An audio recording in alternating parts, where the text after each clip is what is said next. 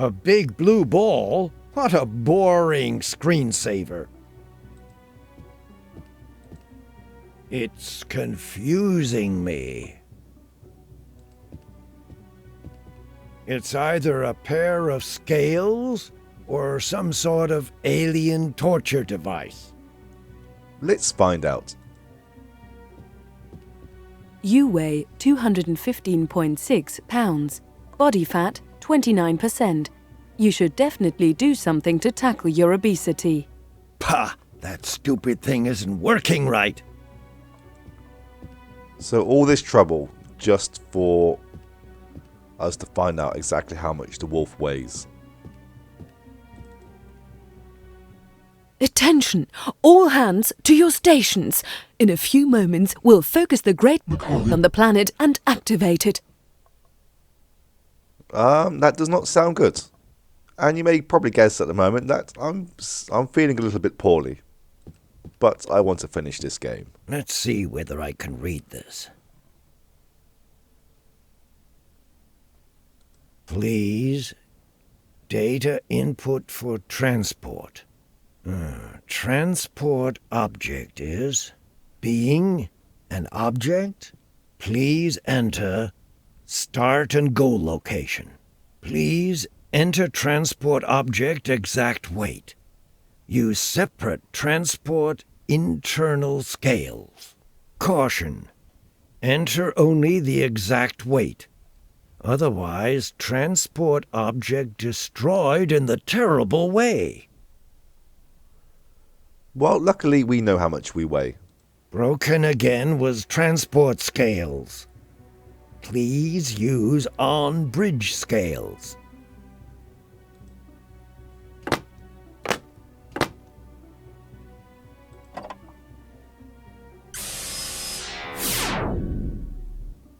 I've got to be standing on the teleporter pad to be teleported. But then I can't control the teleporter. Indeed.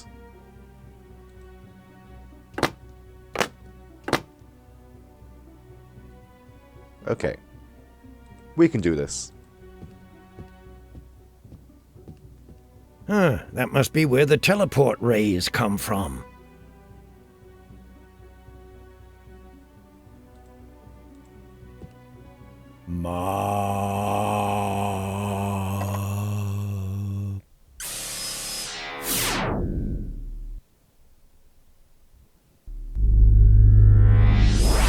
Please stay ready. All preparations for the final have been made. All energy will now be rerouted to the big...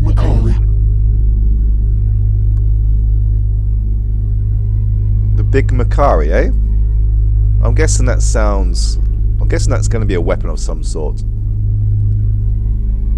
I'm getting dizzy.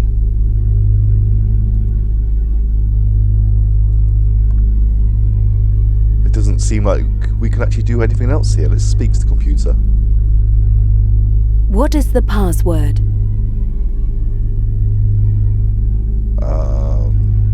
I'll think about it. Fortunately, we don't have to do much thinking.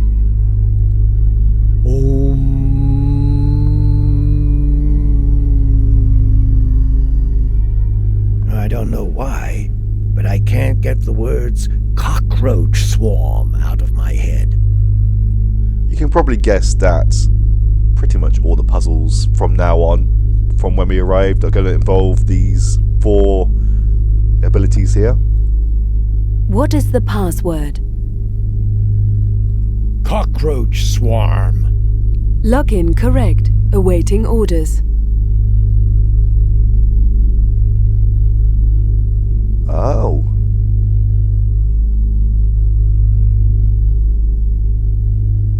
What are you computing anyway? I can compute anything. Even the quadrature of a circle? The result is 42. Can you also answer those questions that always go through my head, even if I retreat to a quiet place with my bottle? I can compute any question.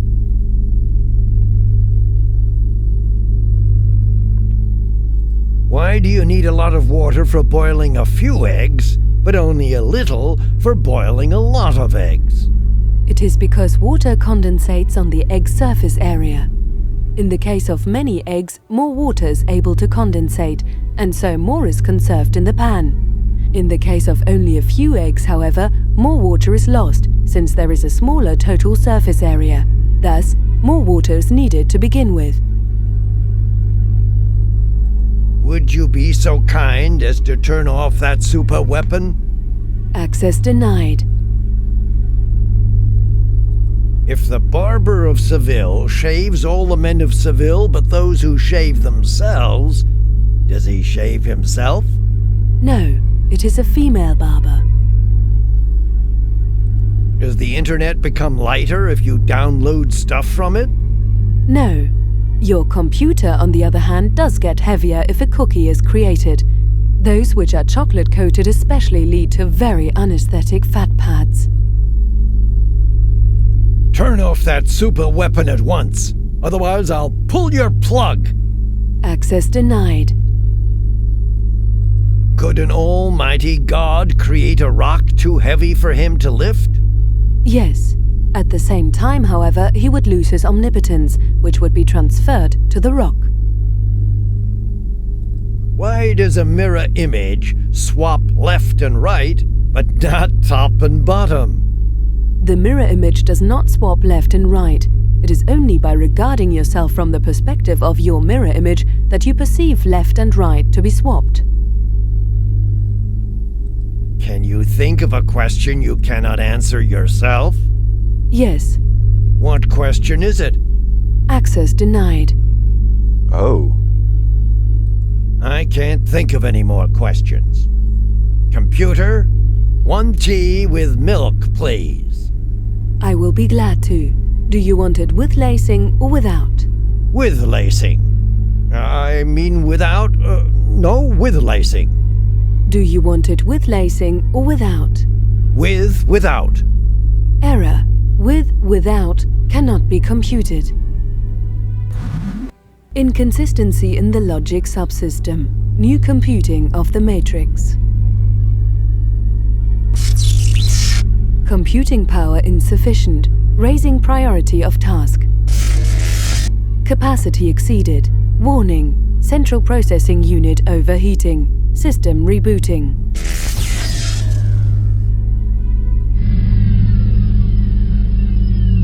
I've decided. I want a tea with a dash of lacing, after all. No, don't do it. I'm warning you, don't. No, I don't want to. Help! Why is nobody helping me? If you're caught in a spot and you really need somebody's help, you can be sure nobody's there.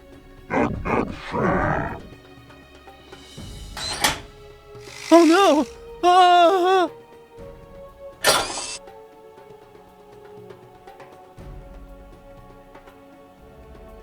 And now you want to shoot me as well? Oh well, go ahead. Do what you have to do. I, Simon, the greatest sorcerer of the magic world, will leave this world with dignity. What are you talking about, sir? First, let me extend a warm welcome to you here aboard the Ariba, in the name of the entire crew and all the guests on board. You don't need to have reservations. We just want to take a picture of you. If you're feeling threatened by our cameras, we'll gladly put them away, though. Cameras? What the?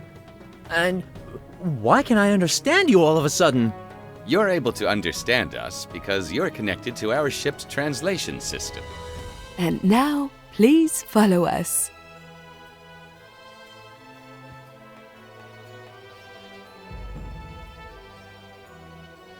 From here, we control our touristic excursions.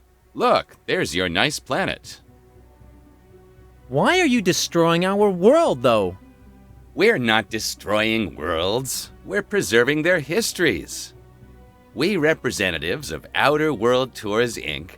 fly from planet to planet to give our people the chance to take pictures of the last moments of those worlds.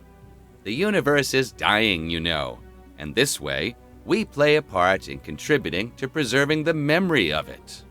We're peaceful tourists. We've booked the extra-long fantasy tour with spectacular views of the ruins that remain of these lost worlds, complete with half-board and a special attraction, the man with the greatest ego in the entire universe. We didn't want to miss that. Yes, exactly. First, we wanted to book all-inclusive, but then we reconsidered as we didn't want to miss the native cuisine. Many of our satisfied early and late bookers choose that. After all, you want to have something to tell the folks back at home about. So, armed with a camera and a good mood, off we go to the particular world. Then everybody starts snapping as much as they can to take home as many memories as possible. It's sad, really. When we get home, those worlds have ceased to exist. Thus, we have to plan every voyage from scratch. But that's what makes them so special, on the other hand. You brought me into focus of your weapons, cameras, and pulled the trigger. I slammed the door shut at once, plaster fell from the wall, and soon after the whole house collapsed. You took a picture of the statue, and it partially crumbled to dust. You've stormed the inventor's hut, snapped your pictures, and chaos broke loose. Destroyed houses, destroyed statues, chaos, dying worlds. And what's always present are the cameras of those dwarves. Those things cause a wave of real bad luck. Waves of bad luck! That's it! The cameras are the problem. They cause waves of bad luck leading to the destruction of whole worlds, of course! You green gnomes storm one world after the next, causing catastrophes wherever you go. Your cameras are something like weapons after all. They seem to emit waves of bad luck when you use them, and you don't even know. No, you've got it all wrong. We're just taking pictures. We're not causing waves of bad luck. We've got nothing to do with the subsequent destruction of those worlds. Absolutely nothing at all. We'd never destroy worlds. We're a touristic enterprise. Now we've got to hurry, because next on our schedules, the panorama shot of the planet with all our tour guests. That's the successful conclusion of every tour. So, chop chop. Oh no. Wait, just one moment. I'll prove to you that your cameras send out waves of bad luck. Now take a picture of me. Do it. A picture of the man with the biggest ego in the universe and that funny hat. Ha! The others will be surprised.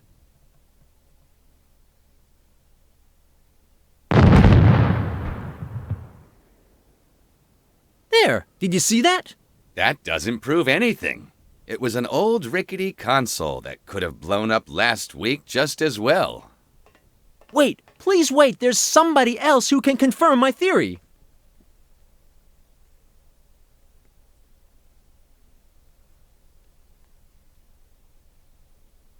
Simon to Talpaville! Simon to Talpaville! Can you hear me, Talpaville? We can hear you loud and clear, Simon. You've successfully completed your mission.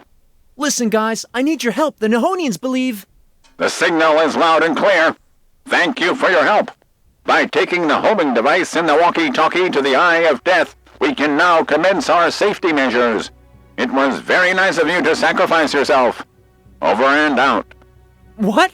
How? Hello? Hello?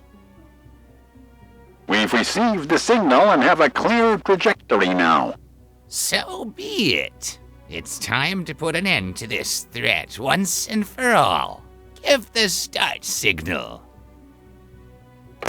The cockroach has nested. The hornets will breed. I repeat, the hornets will breed. Understood. The crane is biting the earthworm.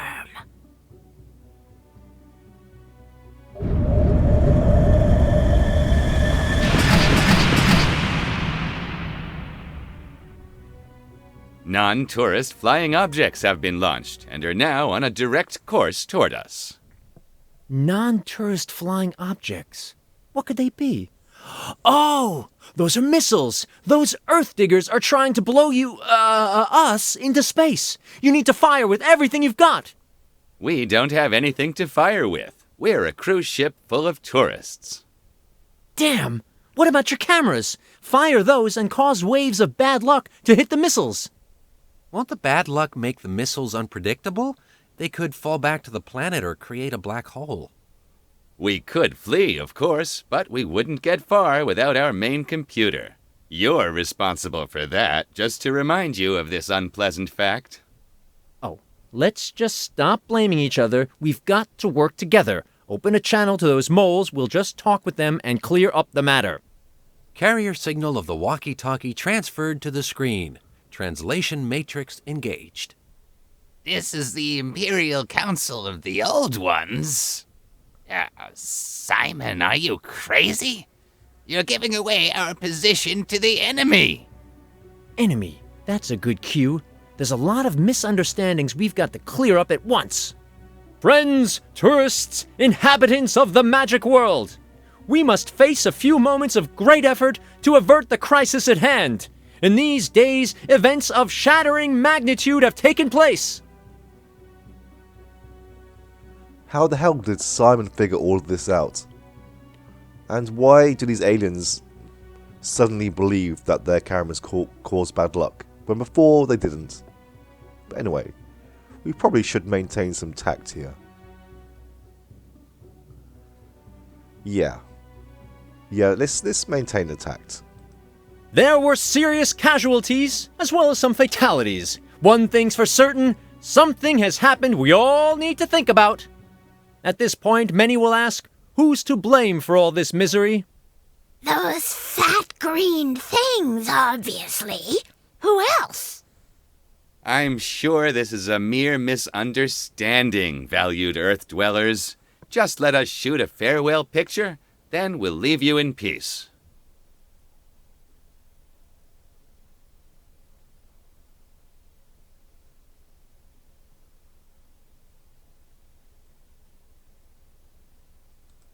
The most important things in life are love, friendship, and community. Well, maybe apart from pizza and TV, but you know what I'm trying to say. There'll be time for love and all that jazz. Just as soon as we've blown these invaders away. Remember what that prophet said to that small, fat guy from the Far East? On that hill? Or was it in a wood? Anyway, if you thump somebody, he's gonna hit you back for real. That's why you guys should get along with each other, because otherwise, there'll be trouble, okay?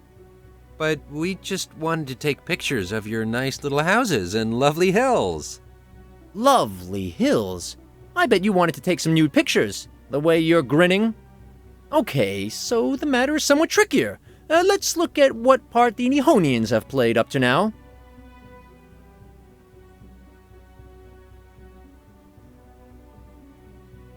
Wait, didn't we already have fire here?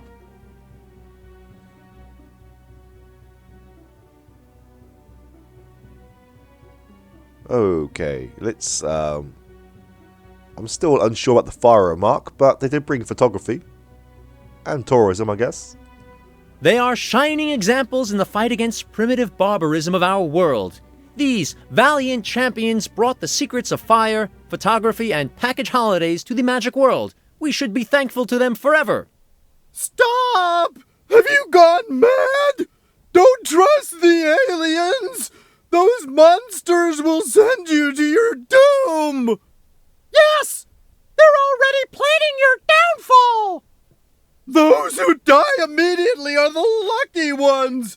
The poor remainders will be abused for horrible experiments! But Dr. Walden, the Nihonians would never do something like that. The Neo? No! Not the green ones! The black ones are the problem! What kind of accusations are those? We will not take this kind of nonsense.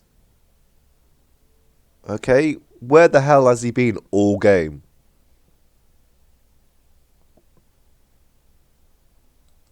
Dr. Walden, if you want to be taken seriously here, take off that silly sock and put it in a washing machine. Very good. That's how you've got to deal with lunatics like him. My goodness, they've been changed already! Yes, they've been changed already! By brain rays, probably! That's very improbable. Commercial television's not allowed aboard this ship, so our brains should be all right. I need to get out of here! Well, that was that. Where were we? Didn't I do a great job mediating between the two parties? Isn't peace just a few small steps away? I want to say that we're not amused anymore. We prefer savages who quietly stay in their primitive huts and gratefully accept our shining golden space coins. Instead, you attack and insult us. The morale's dropping, Mr. Simon. We Nihonians strongly resent your words. As a protest, even the big bingo tournament for tonight was cancelled. Instead, there'll be only the standard dinner menu of 10 courses. What a shame.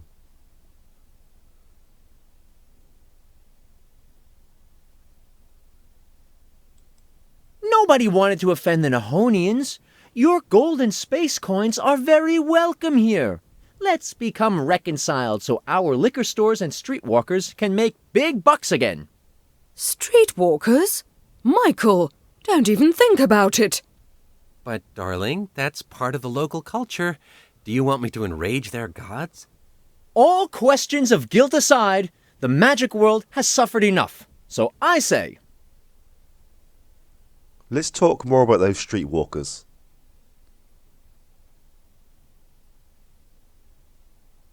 Ooh.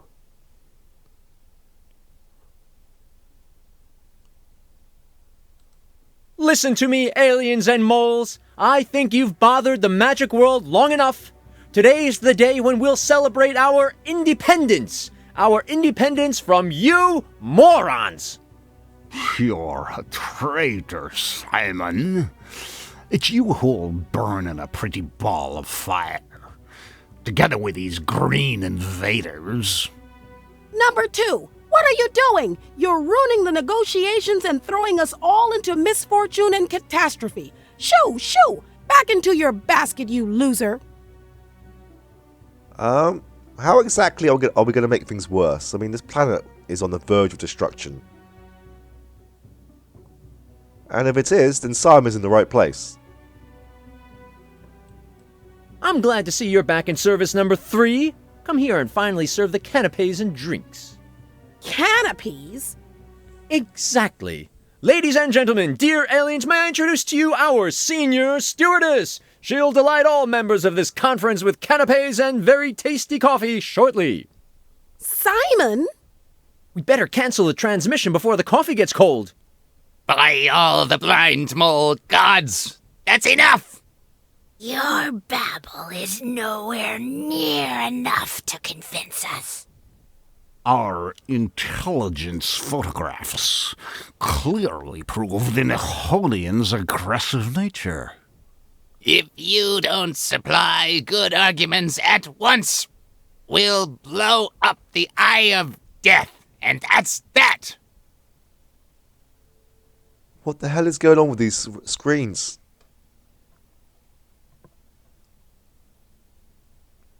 I still have no idea why they've cut off the sides, considering that a lot of this game is actually in widescreen. But anyway, we're almost at the end here. Just a second. Photographs, you say? I've got a great idea for reconciliation. How about a joint slideshow evening? Intelligence photos of the moles, together with holiday pictures of the Nihonians? That'd be super fun! Yes, that sounds great. It does, especially when there's pictures of Simon, too. We've read a lot about his magical abilities in our guidebook. I knew you had good taste. We have recordings on Simon. They're not top secret either. They're rather trivial, in fact. Mostly you can see him visiting the swampling daily to take a bath in swamp. We don't need to get into that in more detail right now. In any case, we found our common ground, so now let's continue. All right, let's not talk about the differences between moles and Nihonians any longer. Let's talk about what you have in common. What we have in common? With those, well, borrowers? Come off it. We've achieved the highest level of civilization. Tourism. Is that really the highest level of civilization? Anyway, I think this is the last choice of the game. It's certainly been a ride. Both of you are eager to learn and open-minded, and yet so down to earth. Down to earth, yes. That's what we are. Since all have spoken now, and soon my favorite TV show is on, let's get to the end. So, do you want to continue bashing each other's deformed heads in, or will there be a great peace celebration, together with pizza and children's sparkling wine? How about a Cold War? With agents? With a lot of agents? And gripping thrillers about agents for the in-flight movie choice? Our guests just love those. Okay, so, Cold War it is. Without battles, but with cool agents and hot stunts. Main thing is, you Nihonians have got to be careful with your cameras from now on, and you moles have got to stop doing those kidnappings, okay? The Central Board of Tourism has already called all ships back. We've got to completely reconsider our tourism management. Please do show up once in a while, though. Otherwise, our agents won't have anything to do. And now, let's get rid of those missiles. Simon, I'll save you! I've knocked the stuffing out of that computer! Actually, it's me who's pulled the chestnuts out of the fire. What? No, I've saved the world using the power! I am the deranged one. Come, let's celebrate! Unfortunately, the minibar's empty. I've already had a little bit of pre-celebration. Tipple! That's the first true thing you've said all day.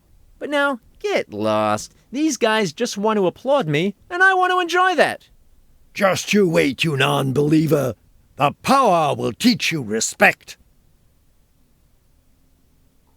You're just the same loser as always, Wolf. And now get back to your bar counter where you belong. But I was the deranged one. I had the power. By flipping this switch, I'll cause all missiles to self-destruct. There.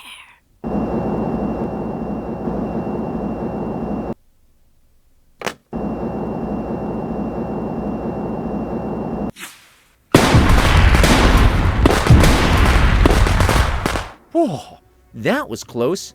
What would you guys do without me? But let's not kid ourselves, that was just another normal day for a true hero like me. I've done it once again. Although, I feel I've forgotten something. Simon, where have you been? Don't tell me you've forgotten me. Ouch! What is it? I just remembered about you, honest. You just remembered? You blockhead! When you say that, it sounds so negative. Ugh! You left me on this ship to stew in my own juice while you went off and amused yourself in the Caribbean. Ha! Unbelievable! I don't think you stewed too much in your own juice. You look great. Oh, thank you. I mean, don't change the subject now. What was that with the tall blonde at the town hall? Goldilocks? That was just business. I see. Next thing you'll say is that you never wanted anything from her. Of course I did. She had to mount the swampling and hold the camera. You pig! So you had orgies! Nonsense. The video wasn't for me. It was for John. He had to take part in the whole thing. John? He was taking part too? Why, you've never told me about your preferences. Huh? Preferences? What preferences? And those parties on the spaceship the wolf told me about. Simon, you've completely destroyed my trust in you. I don't know what you're talking about. I only traveled first class. Don't lie to me. You lured Red Riding Hood into a bunk, the wolf told me. That's totally out of context.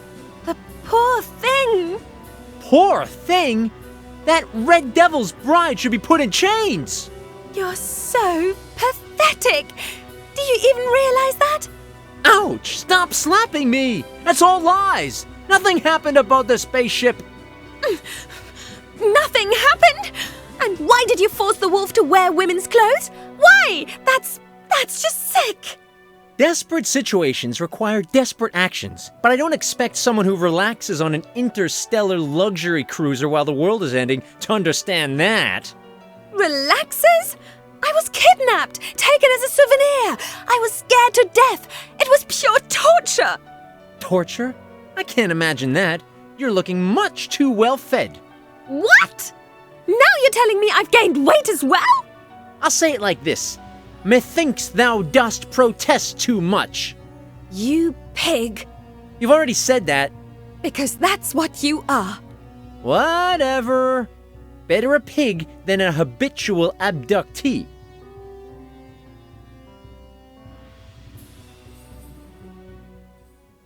And so it went on, and indeed their discussion took forever. In the end, Simon agreed to a bout of psychotherapy, and so he found himself on Ziggy's brand new couch a short while later. Many, many therapy sessions later, Ziggy was able to get an idea of Simon's psyche. In this final session, Ziggy is presenting his insights to Simon. Simon. Well, let's start with the good news. You're no Hannibal Lecter, but no Mother Teresa either. Social commitments are absolutely abhorrent to you, while other people's feelings simply do not have a place in your world. To put it into polite words, between you and the norms of society, there is a substantial and growing discrepancy. And the tragedy is, you learn nothing from your experiences, so punishment and other repercussions have no effect.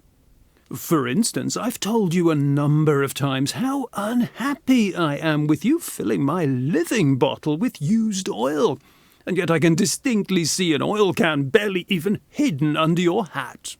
Violating the law and recklessness are part of your daily routine, whereas regular work or remorse for your wrongdoings play no part whatsoever. And you have so little empathy that it's simply impossible for you to see things from other people's perspective. Meanwhile, feelings of guilt and a sense of responsibility are completely alien to you, even when your fellow beings are obviously suffering. Such as the swampling. You will need a large number of therapy sessions before he'll be able to cook again with his usual zest and abandon. Since all of this doesn't interest you in the least, it appears to have no effect whatsoever on your confidence or your exaggerated perceptions of your own power. At least most of the time you're able to hide this mixture of absent feelings of guilt and underdeveloped empathy and very superficial emotions quite well, so not everybody notices right away. To put it more positively, apply for a job as an investment banker or as a hedge fund manager, and you'll meet many kindred spirits. Think about your feedback unhurriedly. I'm here for you. Until then, I'd like to talk about the life assurance policy you recommended to me. After I learned that you received a commission for the conclusion of the contract, I thought it important to come back to the exponentially increasing yearly contributions you originally mentioned in no great detail. Simon's last therapy session went on like this for a long, long time, until finally Ziggy had Simon institutionalized. A short while later, though, the town guard, John, discovered that Ziggy was not even licensed as a trained psychiatrist. And so Simon was set free again. Since then, he's refused to go to therapy ever again, and continued living his life just as before. And now let's see what became of the other heroes of this adventure game. The Wolf published a CD of his best drinking songs. Overnight he became a pop star and a heartthrob sensation. With the proceeds of his success, he bought Isla de los Locos and built a bar where the Black Pear had been. As he himself was his only customer, he had to file for bankruptcy only a few weeks later. The Swampling found his way back to his life's prime task and continued cooking swamp soup with great passion. The Nihonians immediately canceled their tourist program and retired to their home world. There they felt bored to death and decided to become the first race in the universe to disappear in a totally inexplicable way. They built countless photogenic ruins all over the known universe to give the coming civilizations something to take pictures of. Then they disappeared overnight from the magic world universe. Red Riding Hood gave up her command and dedicated herself to her feminist work again.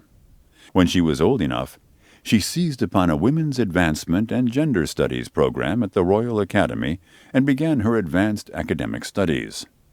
In her first year at college, she fell in love with a cousin of the Puss in Boots, which changed her entire outlook on life.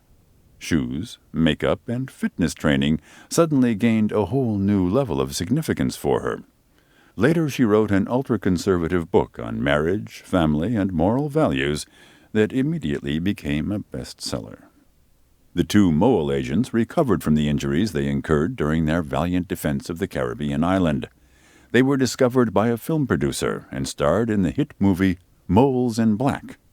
After the 14th sequel, they retired from the movie business and went straight into politics. Town Guard John acquired an extensive stamp collection, for which he won the prize for the most boring anthology of stamps during the International Philatelic Congress. This was to remain his greatest success for the entirety of his life. Dr. Walden set up a craft enterprise making devices for lawn care and landscaping tools. He made a fortune designing contraptions for the dispelling and killing of voles and moles until he was incarcerated for violating the Royal Nature Conservation Act. After Walden's imprisonment, Mr. Danishan roamed all the Magic World sewers looking for his sister. He was never heard of again. Goldilocks was able to make a big haul despite her encounter with the Nihonians in the town hall. Using that gold, she bought a pardon from the king. However, her subsequent attempt at becoming a pop star failed utterly. Today, Goldilocks is living in a small town in Oklahoma, embittered and poverty-stricken. After his therapy sessions with Simon, Ziggy became incurably insane. Afterwards, he ambushed sorcerers' apprentices in the magic school of Backwarts and became known as the infamous Magic World Slasher. Captain Narrow developed superpowers by eating swamp soup. He now flies around the magic world as Captain Glamour, wearing very sexy pantyhose and giving spankings to villains. Edward Peach was completely surprised his cut-price spaceship was indeed able to function and immediately constructed a Black Pair 2, marketing deckhand positions through a tourism agency. The ship vanished without a trace in the endless reaches of outer space, together with everybody aboard. The radio announcer's voice was forever connected with the terrors of the times of the alleged invasion. Although he harbored a great liking for comedies, he was only able to get voiceover roles for second-rate science fiction movies such as The Brain from Outer Space or Green Alert in Betelgeuse. In his madness, the Ghost Apprentice developed the multiple personalities of a lawyer, an accountant, a master of business administration, and a stockbroker, among others. After he rationalized and reorganized his personalities to a total of 15, he became a successful businessman, and all his remaining personalities were awarded the title Manager of the Year. The spaceship's computer voice was able to be recovered alive, but it refused to become part of Peach's door security system ever again. Instead, it fell in love with Polly. They eloped together and are currently working in the video game industry as developers. The battle robot was dismantled and its parts were turned into plowshares. Its complicity in the following Peasants' Wars could never be proven. During the Great Victory celebration, Siegfried the Hammer became talkative again and bragged about his adventures. John, as conscientious as ever, researched the legal situation concerning magic hammers and discovered Siegfried had not paid his taxes for the last 2,000 years. The hammer has been a fugitive ever since, while his friend Stan made use of his right to remain silent and refused to give evidence. Jonas was temporarily wanted in 13 star systems for founding a religious sect, blasphemy, and indecent behavior. While fleeing from the authorities, he had to make an emergency landing on an uninhabited swamp planet. Shortly before his passing away, a young space pilot appeared and fell for Jonas's teachings. This young space pilot used the power to establish and instill a galaxy-wide rebellion. Since there was no evil empire, however, it just fizzled out. The narrator finished speaking these lines, and then the game ended. Hey, just a minute. That's supposed to be it? Come on, let me yak some more. I'm young and need the money. I can also do answering machine messages and telesales. Hello? Is anybody still listening?